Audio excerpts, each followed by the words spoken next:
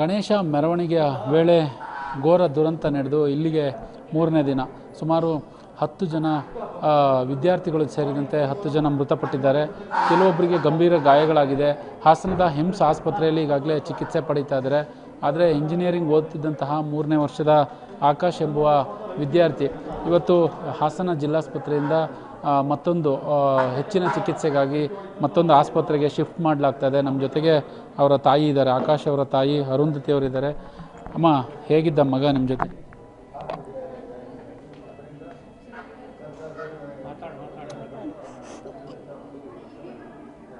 ಮಾತಾಡಿ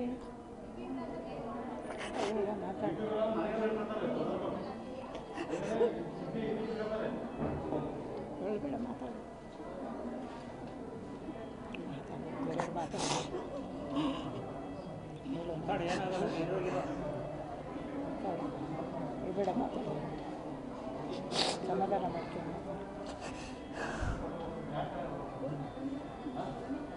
ಏನಂದಿದ್ದಾರೆ doctor? Liver ಸ್ವಲ್ಪ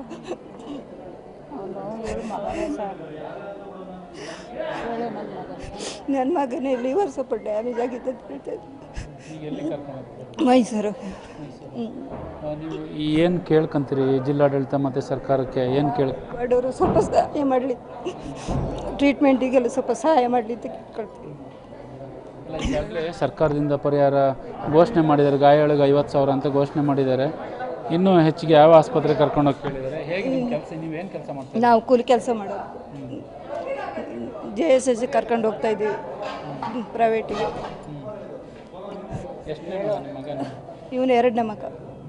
ಹೇಗೆ ಹೇಗೆ ಯಾವಾಗ ಏನಾಯಿತು? ಒಂದು ಘಟನೆ ಏನಾದರೂ ಹೇಳಿದ್ನ ನಿಮ್ಮ ಜೊತೆ? ಏನಾದರೂ ಹಂಚ್ಕಣ್ಣ ಒಳಗಡೆ ಹೇಳಿ? ಹಾಂ, ಹೇಗೆ ಗೊತ್ತಾಗಿದೆ? ಹೇಗೆ ನಿಮಗೆ? ನಮಗೆ ನ್ಯೂಸ್ ನೋಡೋದೇ ಗೊತ್ತಾಗಿ ಫೋನ್ ಮಾಡಿ ಕೇಳಿದಾಗ ಫ್ರೆಂಡ್ಸ್ಗಳು ಹೇಳಿದ್ದು. ಅದ್ರ ಮೇಲೆ ಇಲ್ಲಿಗೆ ಬಂದ ಮೇಲೇ ಗೊತ್ತಾಗಿತ್ತು. ನೀವು ನಿಮ್ಮ ಮನೆಯವರೆಲ್ಲ ಏನು ಕೆಲಸ? ಕೂಲಿ ಕೆಲಸನೇ ಮಾಡೋದು. ಈಗೆಲ್ಲ ಹಣಕ್ಕೆಲ್ಲ ಏನು ಮಾಡ್ತೀರಾ? ಹಣಕ್ಕೆಲ್ಲ ವ್ಯವಸ್ಥೆ ಮಾಡಬೇಕು.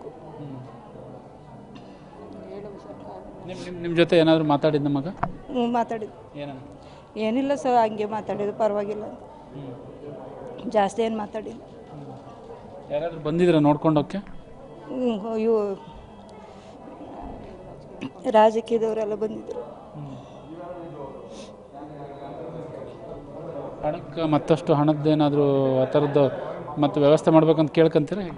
ವ್ಯವಸ್ಥೆ ಮಾಡೋದು ಕೇಳಬೇಕು. ಪ್ರೈವೇಟಿಗೆ ಕರ್ಕೊಂಡು ಹೋಗ್ತಿರೋದಲ್ಲ, ಹಾಸ್ಪಿಟ್ಲ್ ಖರ್ಚೆಲ್ಲ ಸರ್ಕಾರದವ್ರು ಮಾಡಿಕೊಡ್ಬೇಕು ಅಂತ. ಡಾಕ್ಟ್ರು ಬೇರೆ ಆಸ್ಪತ್ರೆಗೆ ಹೇಳಿದ್ದಾರೆ ಶಿಫ್ಟ್ ಮಾಡಿ? ಹಾಂ, ಶಿಫ್ಟ್ ಮಾಡಿ ಕೇಳಿದ್ದಾರೆ. ನಿಮ್ಮ ಹೆಸರೇನು? ಅರುಂಧ.